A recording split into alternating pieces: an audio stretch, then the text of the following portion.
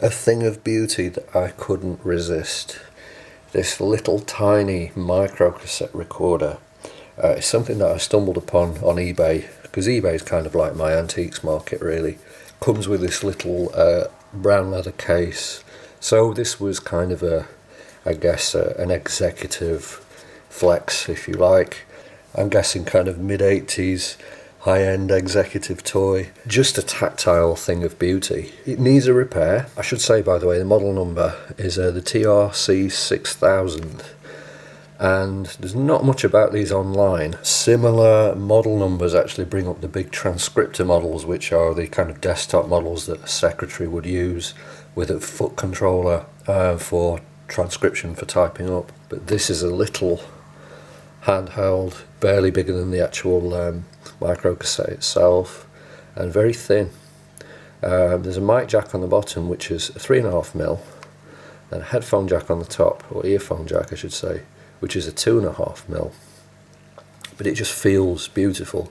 And in our age of kind of the flat black minimalist mobile phone led design language, and with the diminishing visibility of specialist objects like this, because we try and do everything on one intelligent smart device, as we say, things like this, when they're a special case, not just a kind of ordinary throwaway plastic thing, but something like this, which was obviously a bit of a work of art, just really stand out to me. It feels beautiful as well, and I do have a real soft spot for Sanyo.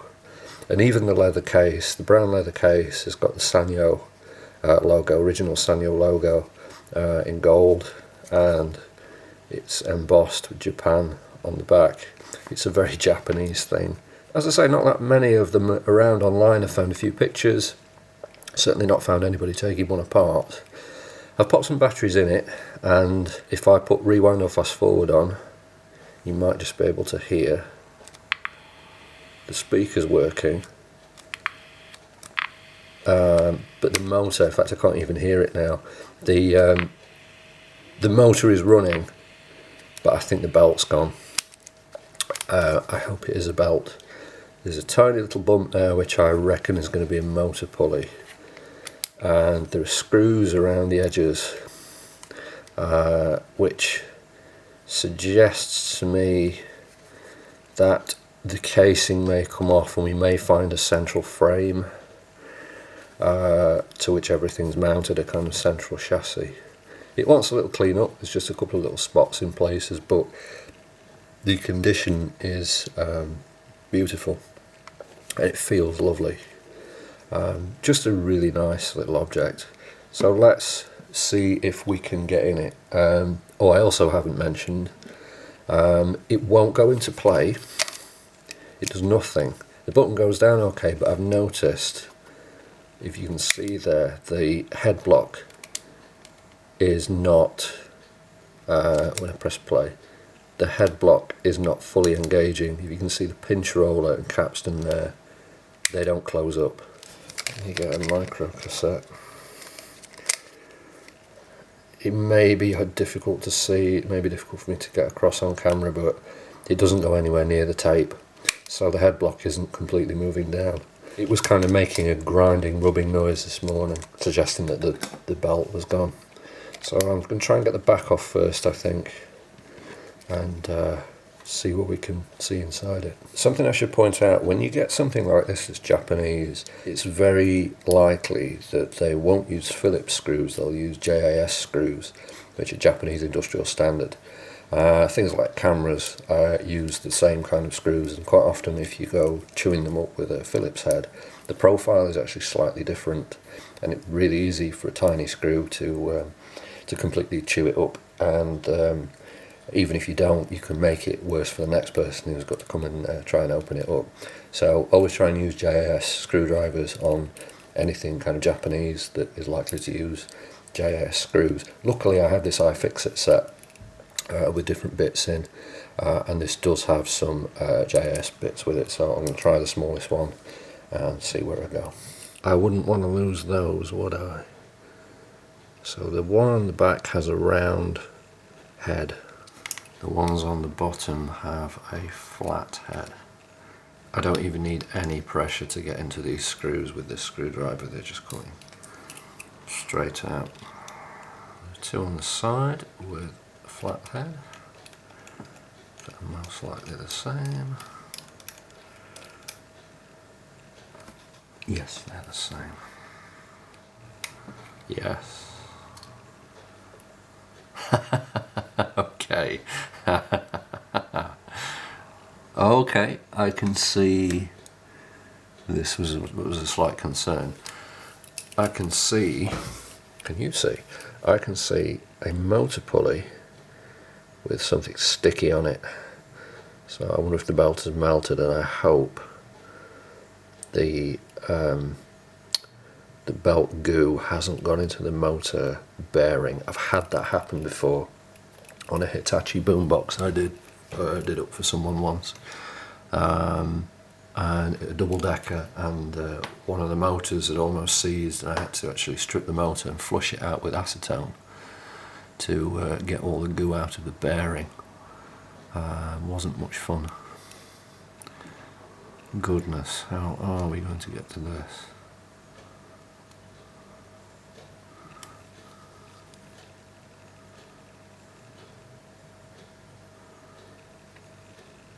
So it is quite similar to a camera of the same vintage in a way. This seems to be not a circuit board but a thin film. I'm not sure what these are. Maybe there are some components on the back. Oh, possibly, yes, they might be lands for components on the other side of the film. I'm going to be very slow and methodical with this because it's so delicate. I think I might just pop the batteries back in and just see if I can see that motor moving, because I could hear it this morning when I received it, and now I can't. I just want to make sure it is turning. So the batteries go positive up.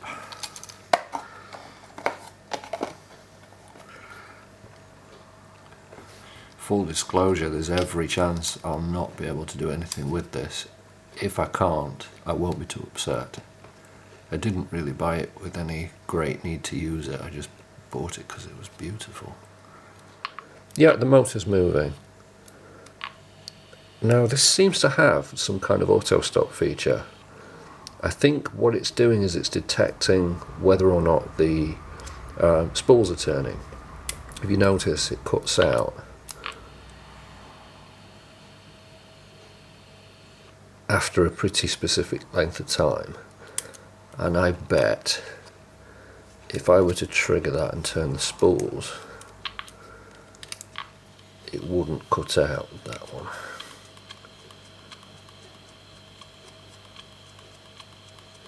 Now see, it keeps going, so yeah, there's some kind of detection there, although yeah, there we go, yeah, as soon as that stops turning.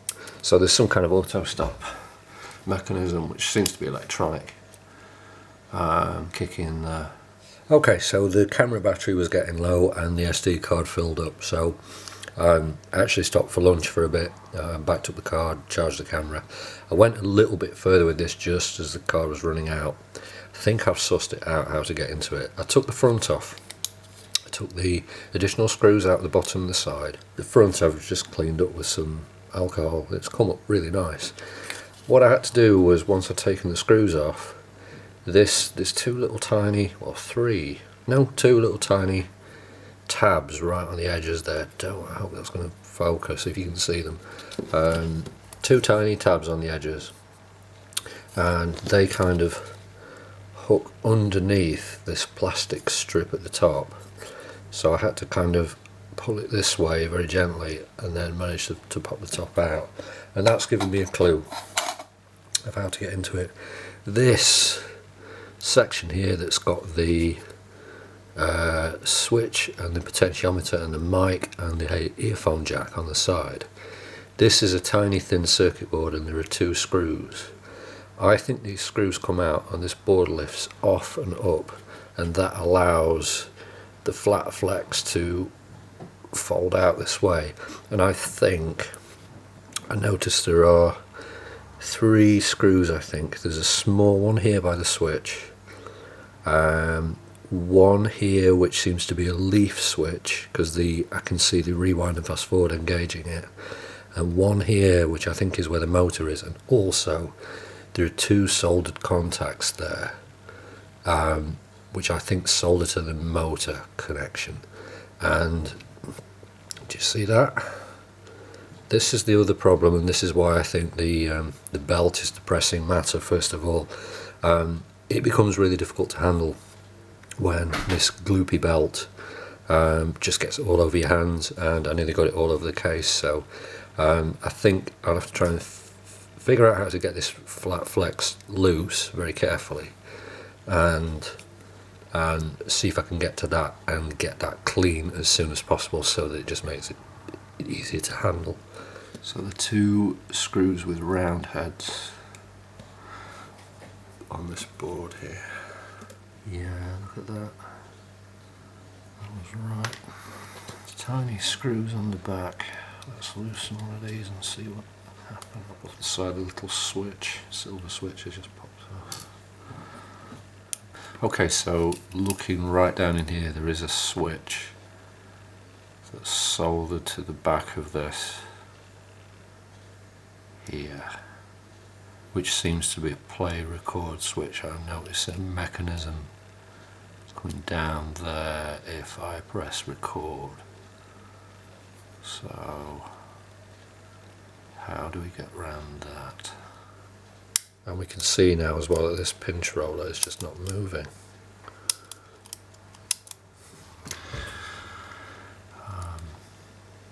I hadn't noticed this with the cover on. When you close the door, the playhead drops.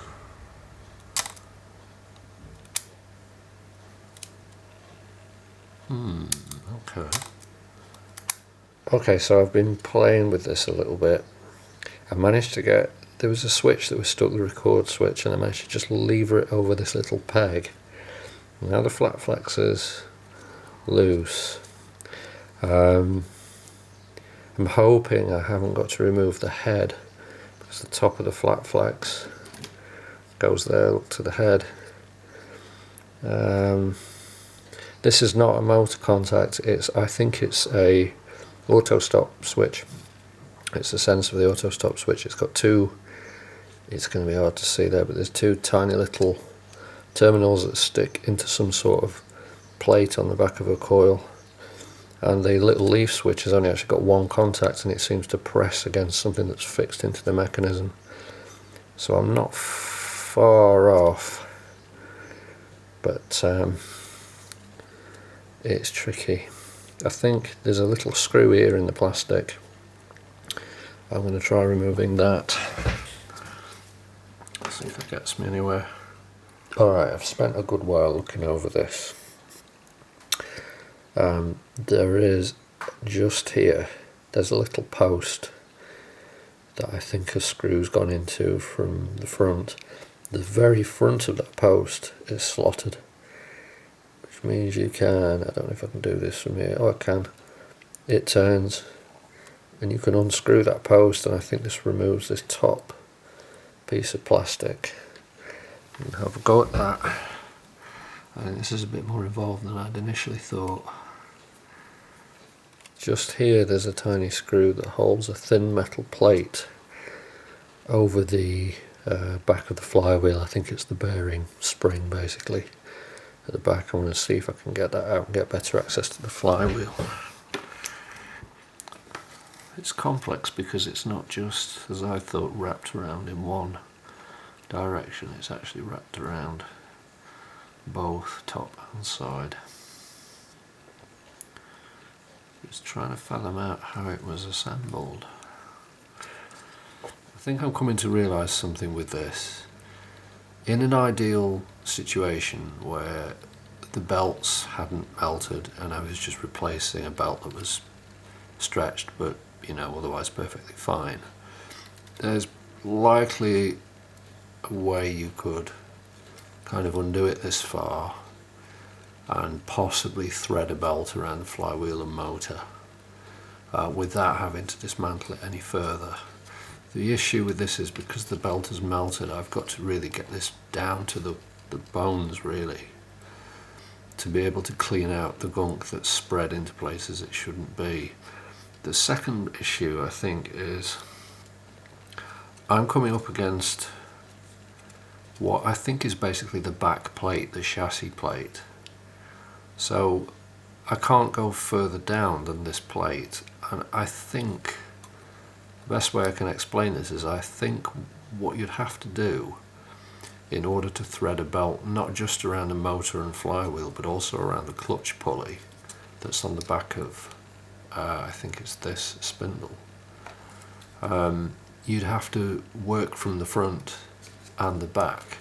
So I think there's a plate here in the cassette well with a screw at the top and two small screws at the bottom. The cassette door actually comes off. There's two screws, there's one either side of the cassette door.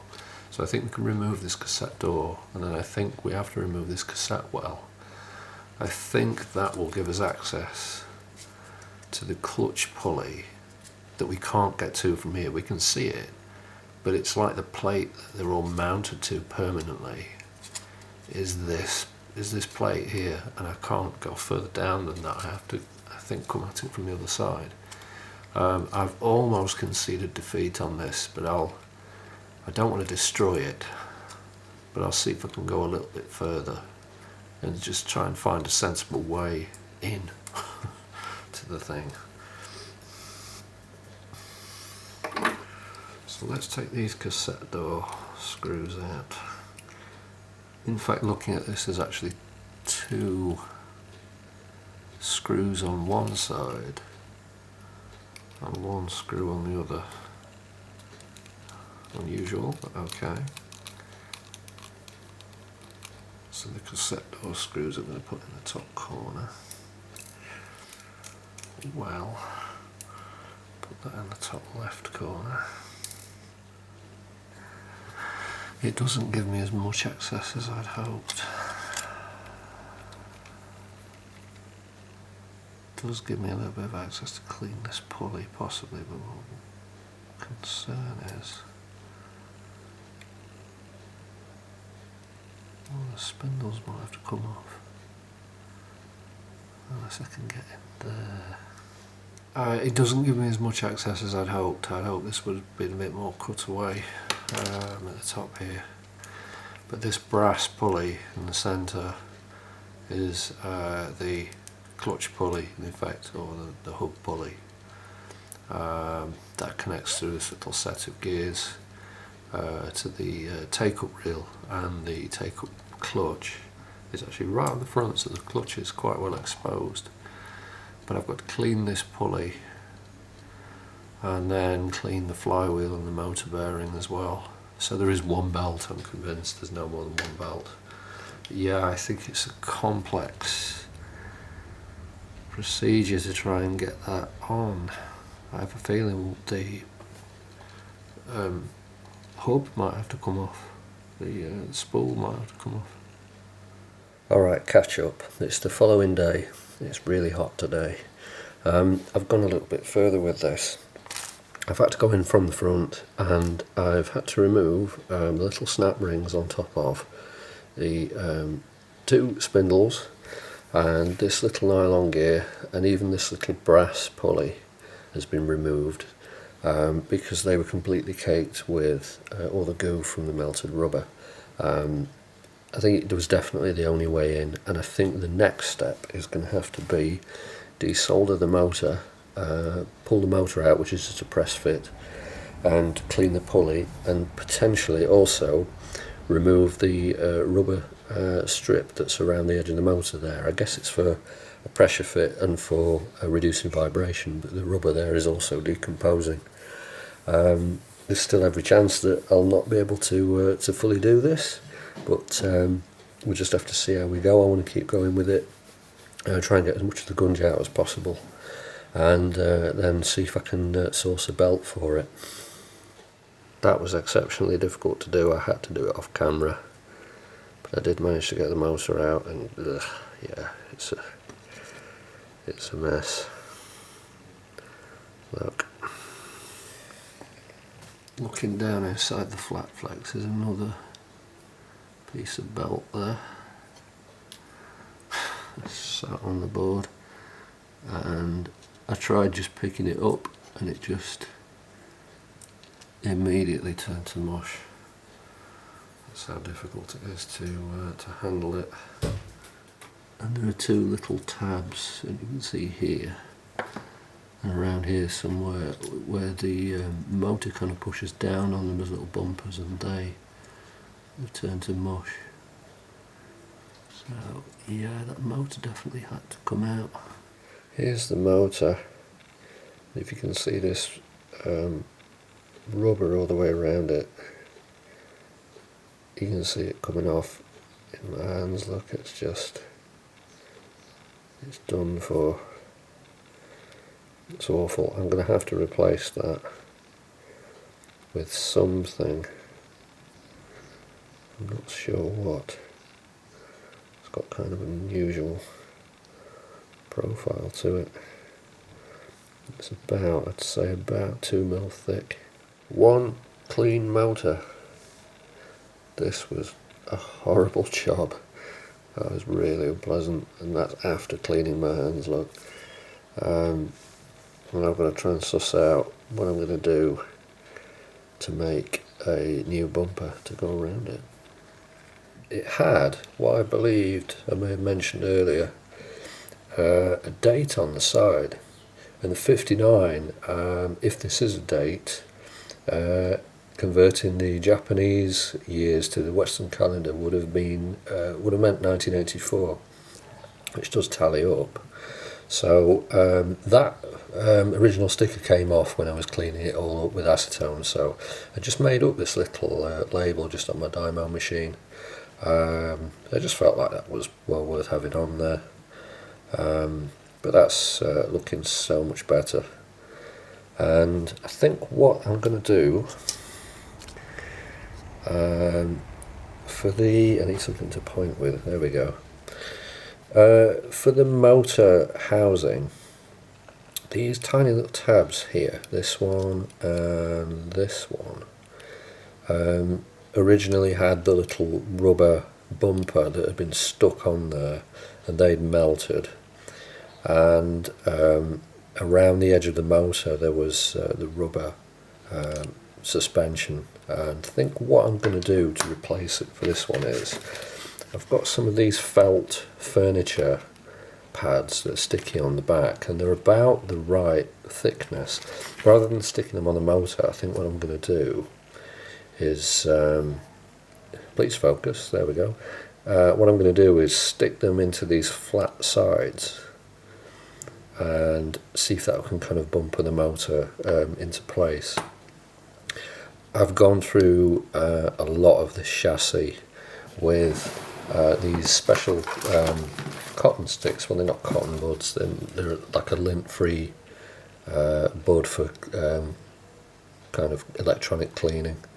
They're really good because they're quite flat, and if I kind of bend the stem, I can get right into underneath bits of the chassis like this, where some of the rubber gunk on the path of the belt had lodged itself. So I've really gone through a lot of this and tried to get all of the gunk out, and I think it's now pretty much gunk free.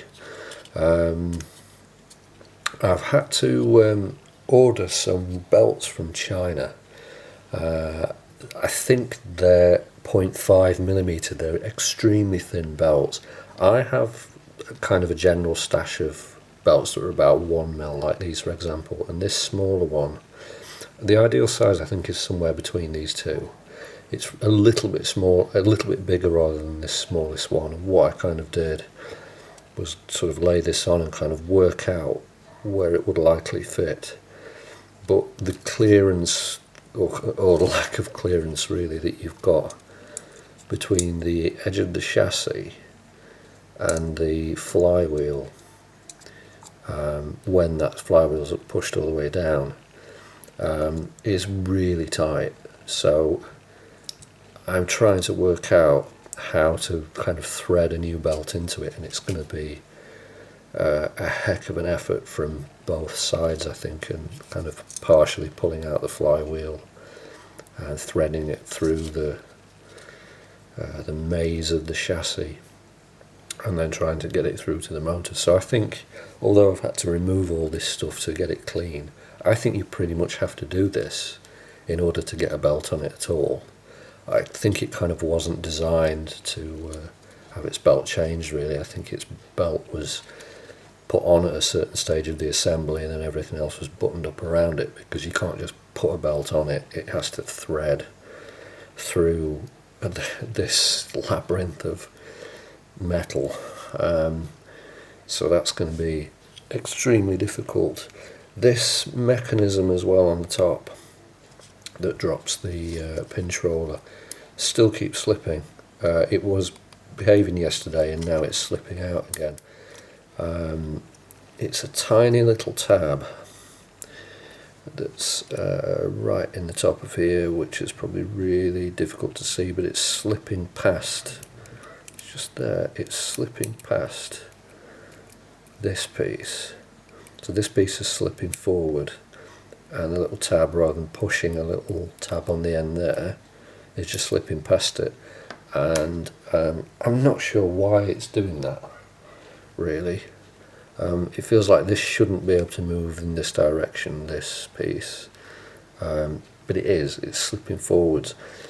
I'm wondering what to do about it. I'm wondering whether to try and put a tiny piece of heat shrink around this little tab or something, just to stop it sliding sideways or something. I'm not sure, but I'll have to keep having a play with that. But that's where I'm at, waiting for these belts to come, or to find a UK source that I can get them quicker.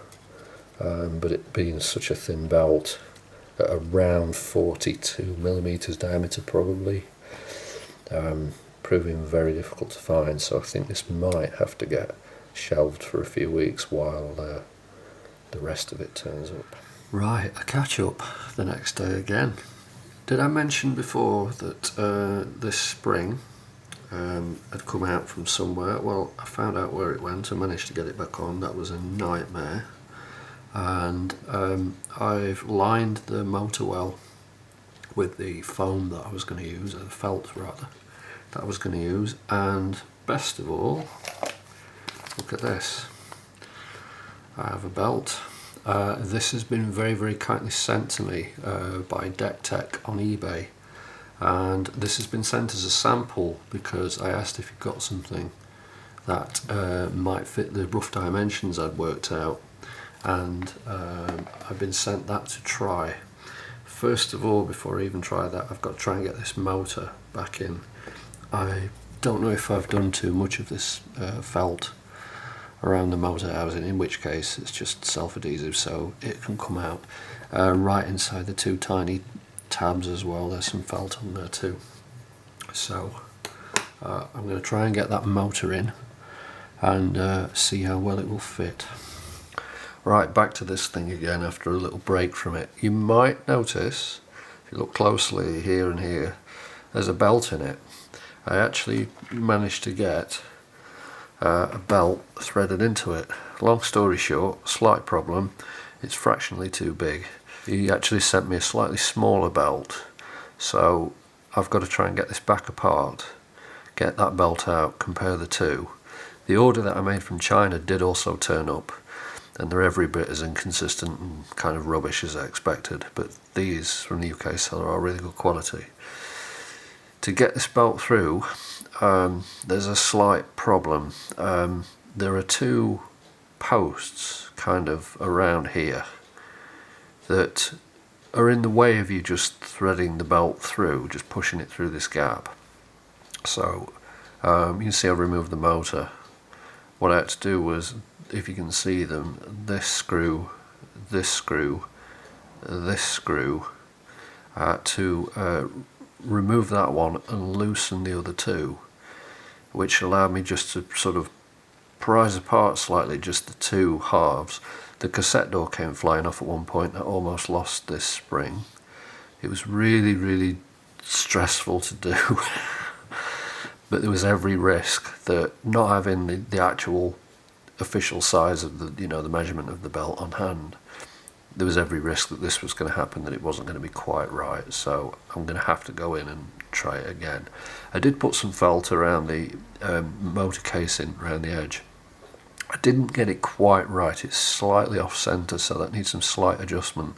I did chop a couple of small bits away with a scalpel just to try and kind of profile it a bit to get it a bit more central, but that needs a little bit more work. But doesn't matter anyway, because as I kind of ascertained earlier, perhaps you do still have to take the motor out completely to be able to get this belt through. I also got the belt threaded around something in the bottom that I didn't want to get it threaded around at some point, and that was again really difficult to free it and get it in the direction that I wanted.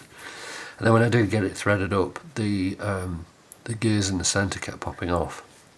Again, you've got to kind of have them loose in order to get the belt in, and then if the belt's right, it fits right, you've then got to get the clips back on to hold them in place. So it's just really, really difficult to do, but I'm going to have to get this belt out. Now I've got some peace and quiet, and try and do this with the other belt. I'll compare the two, and then we'll see if the other belt's a bit more suitable. We might get somewhere with this. I had to say it, didn't I? I stopped the camera and I got 2 phone calls. Right, I'm going to take this big screw out the bottom here. And this is one I have to be careful with, because this holds the motor bracket and it holds the side of this cassette carriage, this cassette door.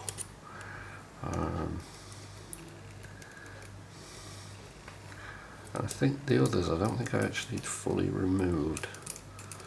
I think I just loosened them carefully. It comes loose just enough. That one is now a little bit buried under there, but I think it might just be enough. That one holds the leaf spring switch. You have to be careful with that, I think. Yes, you can see now that the cassette carriage is loose. And that's the bit we have to be steady with.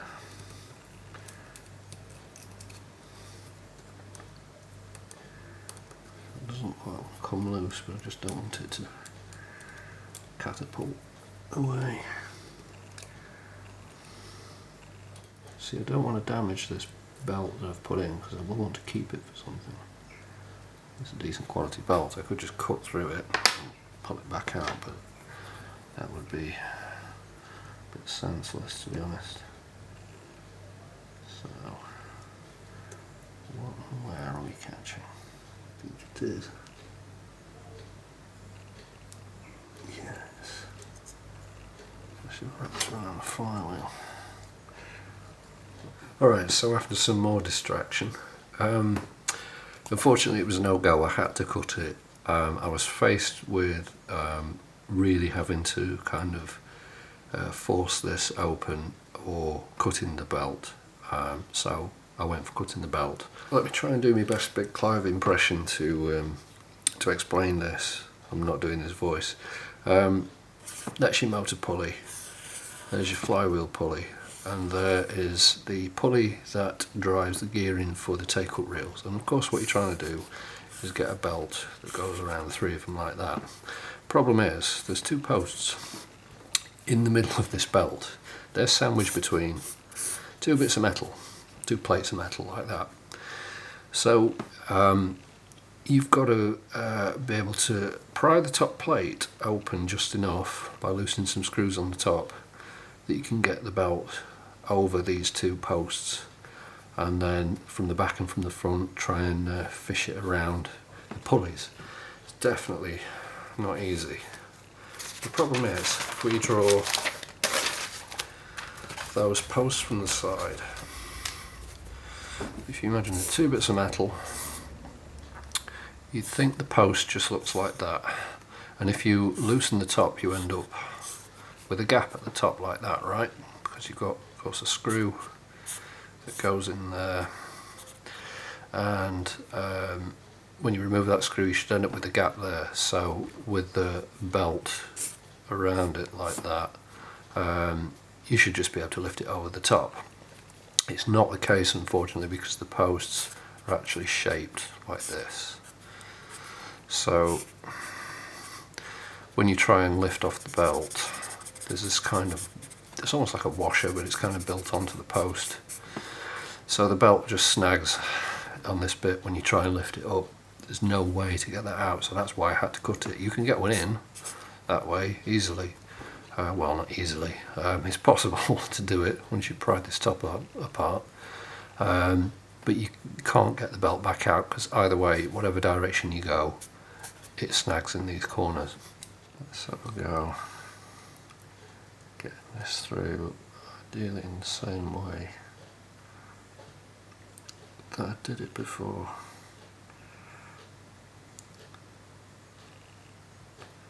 I made this little piece of wire, just solid core wire with a tiny hook on the end that I can just sneak through where I want it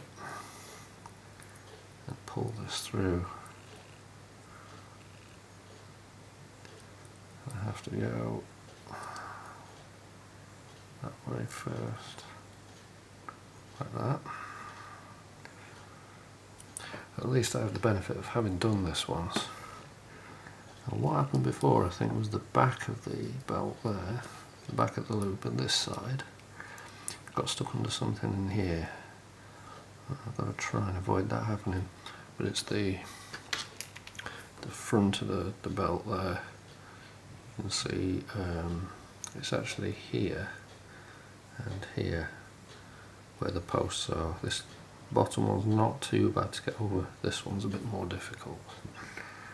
I think what I pretty much did was just lever it like that, just enough to try and get that over and get it with pliers.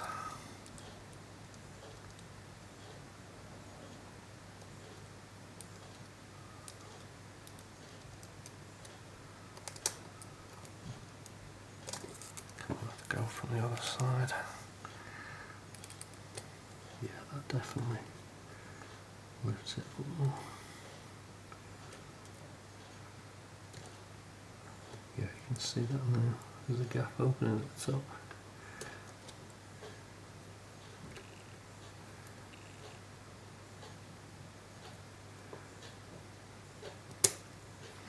But I'll take some fiddling with.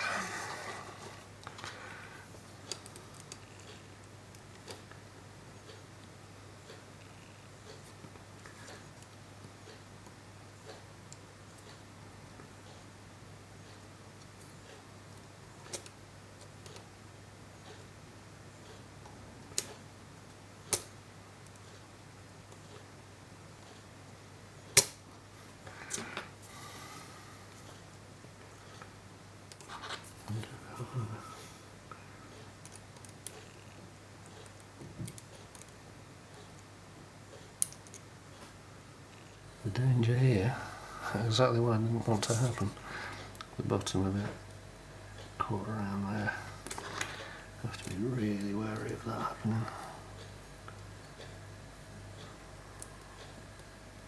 So this is where it got stuck before and it was really hard to get that back out.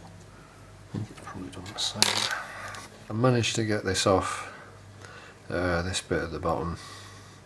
What really spooked me was there's a little spring here that's kind of wrapped around a little post around about here, and the belt had kind of caught around that and it knocked one side of it off. It's kind of a, I can't remember what you call those springs, but it's the ones where you've got like a coil at the bottom and then two ends that stick out, and those actually press against two bits here, and one was just, it rotated and one was just stuck out the side.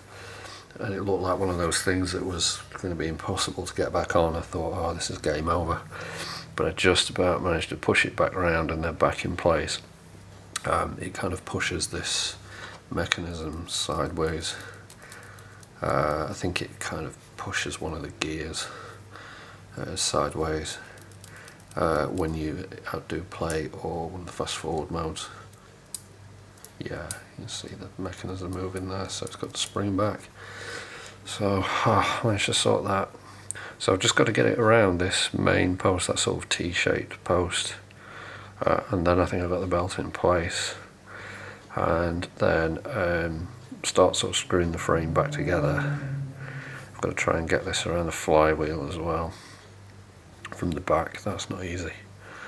And then start getting the pulley and the gear back in place and loosely get this around there, and then I think the motor will be the last thing. We'll see if we can do that.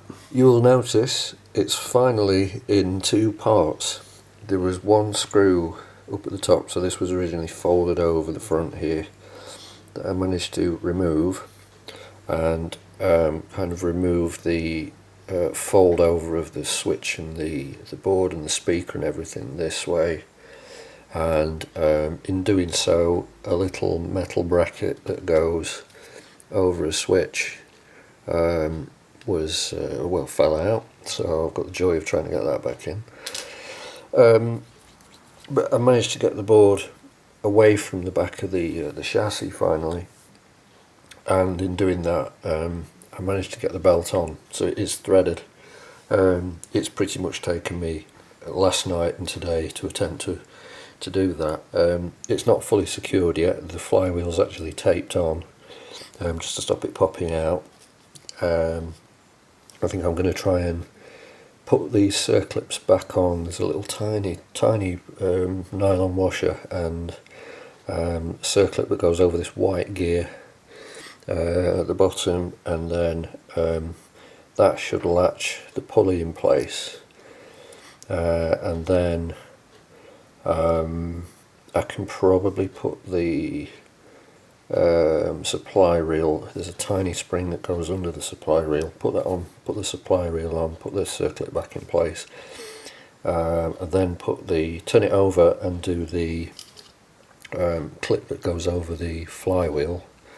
I've got to try and find the screw for that, and then hopefully it will stay in place. The motor's held in place with felt. I think I've got that a bit more central than it was before, so I think that's a bit better.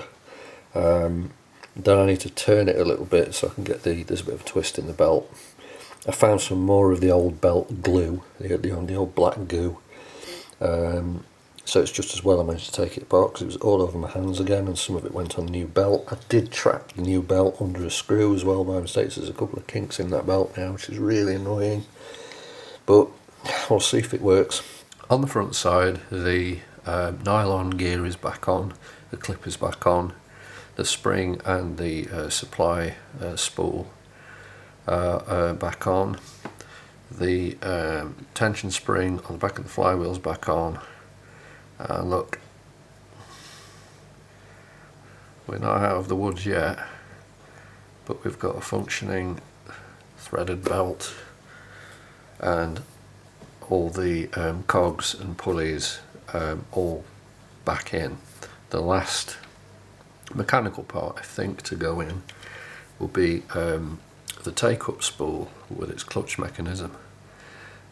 This can't go back on until the board is back in place and fixed back to the back of the chassis, because if you can see here, these two little contact springs, which I've been so worried about bending or breaking off all this time, they actually go around the sides of this like that. There are little copper contacts with a break in each one, and as I probably said earlier in the video, there'll be a voltage through those, and but with it making and breaking the contact as it spins, it will send a consistent pulse to a motor control to say that it's rotating, and as soon as it stops and that pulse stops high or low and doesn't move, then it will signal to the motor to turn off as an auto stop mechanism. So it's important that we get this right when this is reassembled, otherwise it'll play for 5 seconds and then stop. So let's see. I've been taking some photos of the little circuit board just to kind of identify a few parts on it. And looking back on the photos, I could see there was like more of the black goo on the board itself and on the components. So just shows you, you think you've got it all. Using these lint-free cleaning swabs and some alcohol. Looks even rubbing off on my hands. If you don't get it, it just goes everywhere.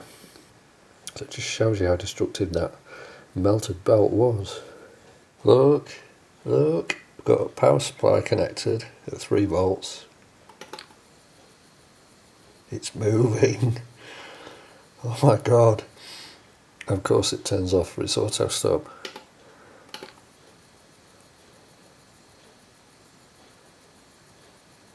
It's a really good job I'm doing a video on this, because I've been able to review my older footage.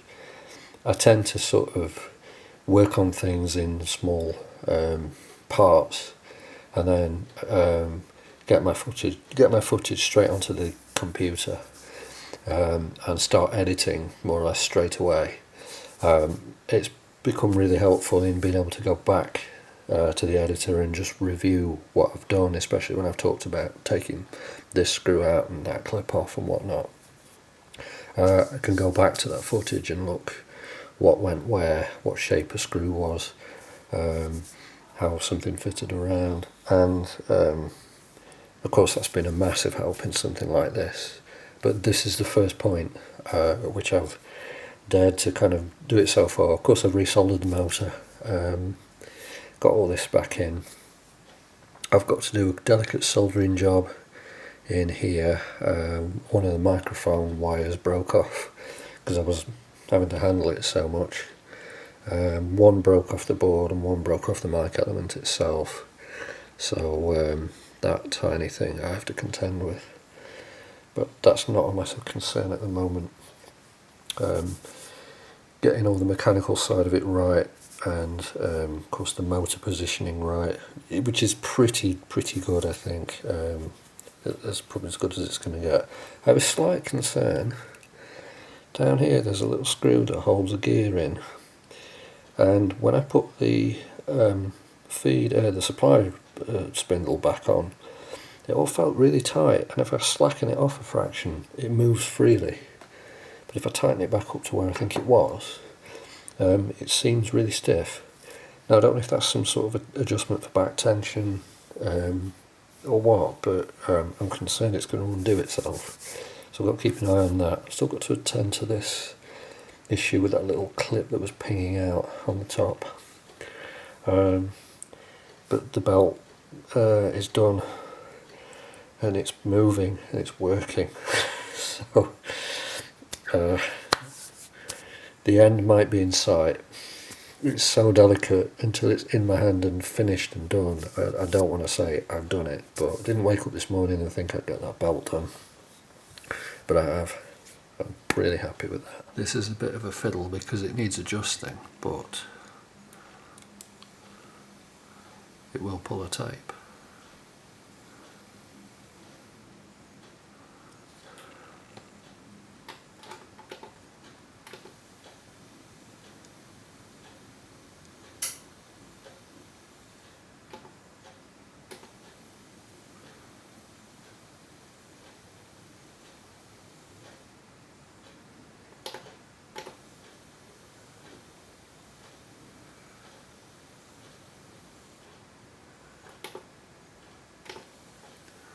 It's pulling 80 milliamps in play. I've got quite a bit further with this since the last shot. It's basically all working now. It wasn't without its trials and tribulations. There's, I think, 3 adjustments that I had to make to get it to this stage. First of all, there are 2 spring pins I think I mentioned before that are on the inside of the board, and they contact a collar around the take-up reel and form an auto-stop circuit. One of them wasn't quite touching the collar. I got them into place, but it wasn't quite touching, so the auto-stop was just stopping every 5 seconds no matter what. I managed to very carefully finagle it kind of back into place, and I could tell that they weren't touching because I could actually shine a torch through the back of the Captain tape on the back. And then I put my oscilloscope on the 2 pins, and I could see one of them comes up to a solid 3 volts, and the other one should show a pulse as the rotating collar makes and breaks the connection, and it was just open, it was just dead. So I knew something was wrong there. So I managed to sort that. The second one was, there's a tiny leaf switch behind the speaker, which this screw in the little black bit there actually holds. And when you put it into play, there's a lever that comes across and pushes this side of that leaf spring. And it wasn't quite touching. The spring was sort of bent this way, so it was just getting closer, but it wasn't closing, so I had to sort of bend this one. And now they do actually touch, so the play is working properly there. Third one, probably the most difficult, was the microphone. Because the little wire on the back had broken off, I managed to solder them back on, but the one of the wires had got a slight nick in its insulation. It was touching part of the chassis and it was shorting out against ground, and it was causing the whole thing to have no sound whatsoever, even from the speaker, no pop, no nothing. And that was the last thing that I'd tested, so I took it back out and kind of hung it loosely over the side, and it worked. And then the little wire just broke. It was so fine, so I had to solder it again. I took a little bit of Kynar wire, and even that was thicker than the stuff that was in it, and of course Kynar wire is kind of solid coarse, so I had to sort of finagle it around a little bit to do it, but it's done. I managed to get it back into place, and the mic is working. So I did a little test recording on it, and it managed to play it back. The sound is fairly quiet, and it has a weird sort of distortion to it, and I don't think that's a fault so much with the circuit. I think it's probably just, look at the size of the speaker, you know, like my thumbnail for scale, and a 1 centimetre grid on my cutting mat here for scale. It's tiny. I gather it's the kind of thing that you kind of hold up to your ear, that sort of thing. So essentially everything is working now. In the process of trying to get it back together, I've got a slight quandary. My screw cam is out somewhere, and somehow between this and 12 inches away, I think I've managed to lose 2 screws, and I think I have one of the flat-headed screws left over. Now I've got to go around and count all the case screws and such, just to see what on earth's going on there. Obviously the 3 have gone back in the tape cover, but yeah, something doesn't quite add up. So I've gone over and over and over the footage that I've shot for this to look at where certain screws go, and I'm sure I've got everything right. I'm sure I haven't missed anything, but it's a little bit weird, so it's slowing me down in just banging it back together. Again, as I said earlier, I'm trying to be very slow and methodical with this because it's so delicate, and I did get 1 screw in the wrong slot under the 2 screws at the bottom of the tape spring, and nearly cross-threaded one and nearly stripped it out, so that would have been horrible. So I had to stop myself there and take all the cassette carriage back out again and redo that. But I managed to sort that out, and I'm convinced those screws are correct. But yeah, it's a bit of a head scratcher at this point, so I'm kind of going back and forth on the video and looking through it and see if I can solve that issue. But we're almost there. Just to put in with a bit of shaky hand footage from the phone, because I'm holding a probe with one hand. This is the signal coming back on the auto stop pins, so you can see as that collar goes around, you get the pulses on the other side. And that's just me wobbling with the probe. There's one more bit that I was having trouble with, and I mentioned earlier. I don't know if I can get this in macro shot. I mean, I'm looking at a 2-inch screen on the back of a camera, and that's all this thing can do. But there was a tiny little pin that I mentioned was coming out, was coming loose when play was engaged, and that was why, if you can see that part moving just by the fast forward icon there was a little pin that was coming loose. because the little lever that it pulls had got some kind of forward play. It was coming this way, slipping away, and the little lever wasn't staying behind it, and that was why it wasn't pulling the mechanism across that pushes the pinch roller down when you engage play, and it kept escaping. And now it seems to be okay, and I think that might be because this screw was a little bit loose, and this is kind of a screw that holds the spring and the assembly for the record and play levers just there. And since I've sort of tightened that up, I'll be really happy if we've got away with that, because I was thinking I'm going to have to fashion something to put some downward pressure on this, but that play seems to have gone. I suppose it's not a massive job to take the front back off if it does, and get the casing off if it does fail again, but that I think was the last outstanding thing. There's a minor thing as well, I'm just going to have to be careful with how I use it. Sometimes if you've had it in fast forward or rewind and then go back to play, the gear in the middle, I think, that moves side to side in the different modes, is not always clearing back to its sort of correct position, and sometimes it makes a slight grinding noise and the take-up spool doesn't move properly. Now, I could strip it back down and lubricate it. You'd think that would be the obvious solution, but I didn't really notice any lubrication in this particularly when I took it apart, and it's kind of one of those things you can really bugger up something by thinking you're doing a good job by dousing it in God knows what when it's not supposed to be.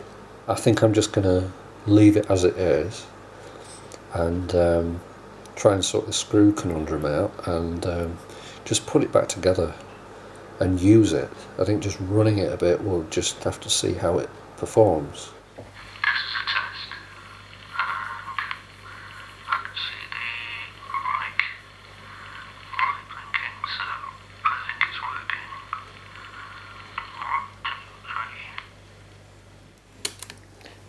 It's so much louder now it's reassembled. I'm amazed. Caveat, I haven't put the back cover screws in. I kind of got to the bottom of this missing screw conundrum. It's one inside. It's the, if you remember where the record switch is on this side around about here, it's that one that's gone missing.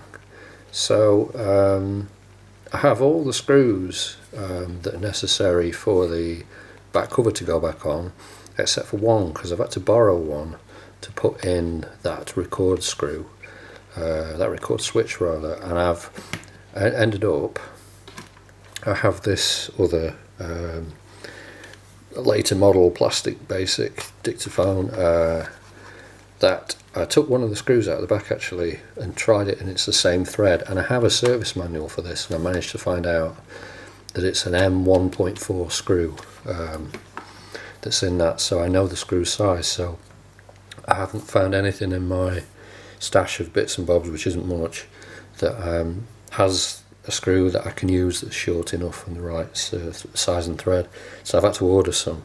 And at some point I'll come back to it and just replace that and button it up completely. But it's done. That was me testing the microphone. Just tapping it. And that was that horrible noise it made when the mic was shorting out. But it's going. Now, a friend made a really good point about this.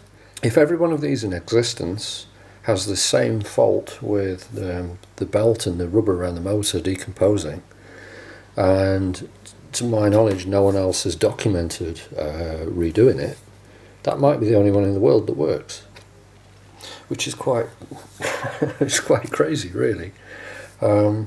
Super happy that I've managed to get that far. I managed to look up on Internet Archive of all places, because Google etc. were a bit dry, a couple of articles around this. One was actually an advert, a full-page ad that was in Financial Times in 1984, that I'll put up on screen, with the businessman and businesswoman advertising that this was the smallest microcassette recorder in the world at the time. Now, I believe Sony made one which is smaller in the front dimensions, but it was thicker as far as I knew, and that came later. I think Iowa made one as well, which was more of a stereo unit for a kind of Walkman style, when a few manufacturers were experimenting with microcassettes as a replacement for music cassettes, with metal tape, and it didn't really take off. And I also found a price list, and in 1984 this was listed at $299.95, which adjusted for inflation to this year 2022 is about $650. Just think about that for a moment. $650 for something like this. That's quite spectacular. It cost me 35 quid. And a couple of belts, you know, so, and a couple of screws that I've evidently lost. But it just wants a final little clean up, and of course it wants bolting back together properly. But now it's all back together. The speaker's loads louder, the buttons feel better, because I wasn't having to kind of delicately grip it. I can properly hold it now. It's fantastic, so I'm really, really happy. Just as an object of beauty, you know, as Marge Simpson says, I just think they're neat. So that's that. But bonus content, I bought another. This was £7.50 free postage. This is a much cheaper but still very beautiful microcassette model, TRC6000, and still has a really nice feel to it. Still Japanese built. Some of these I believe are built in Korea. This is a Japanese model, and I've already taken the screws out of the back of this, and I have to be careful with this actually, because it's got some wires on the back which are quite delicate. But this has also got a gummed up belt inside it, so I think this is much simpler. Let's have a look at this. There's two screws there, I believe they're around the motor. There's a small black screw in the cassette carriage. There we go. Side comes off. If you can see down there, bits of belt on the board, following the belt path on the silk screen. So yep, and all around the flywheel there, look, and yeah, around the motor too. So I'm going to clean this up and come back. Bit trickier than expected. I've actually had to desolder several of these wires, but luckily they're actually marked on board which coloured wire goes where, so I'll just get this bit of footage just so I can see the shape which the wiring takes. And there'll be the remnants of the belt. I've connected the motor directly to a power supply just so I can spin the thing and clean it. It sounds terrible. I hope none of the belt gunk's gone into the bearing. That's only at 1 volt at the moment. That's 1.5 volts. This belt's a bit on the beefy side. It's actually a DVD player drive tray belt, but it works, and when the motor's under load it actually sounds much better, so it must have just been rubbing on the bottom bearing. Well, the one you think would be simple, I turned out to go completely smooth brain on it. I've got it going with one caveat. The speaker isn't working, and it's not the speaker, it's the headphone socket at the top. The cut-off switch, when you plug headphones in, cuts the speaker out. I did get it working at one point, and I've sprayed the socket, I've put headphones in and out of it, but it's cut out again, so I think long term it's going to need a new socket. Also, that belt that I put in it was a bit too tight. I ended up actually I had a spare flat section belt that shouldn't really fit it, but it was just perfect, it just worked, and it seems okay so far. I didn't want to go ordering a belt or anything for this, I just wanted to go through my stash of what I've got and find something just to get it going. But now it's working. I accidentally put a screw right through a wire, a screw that I wasn't supposed to take out, and at one point completely shorted out the batteries. I noticed it was getting hot at the bottom, so I had to get a new piece of wire on that. It was a wire to a leaf switch. Managed to sort that out, and I was almost putting screws in completely the wrong places, so I had to keep going back on my video. So this was supposed to be a quick and simple thing, and I almost made an absolute dog's breakfast of it. But it's up and running now, apart from the speaker, but it does work in headphones. The star of the show, of course, the card, just needs that replacement screw, and then I'll bolt the back of it up properly, run it for a bit, run this mechanism in and see how it goes. So I've got two really cool early 80s Sanyo dictaphones, both really cool, and that one especially is something very, very special. So after all that,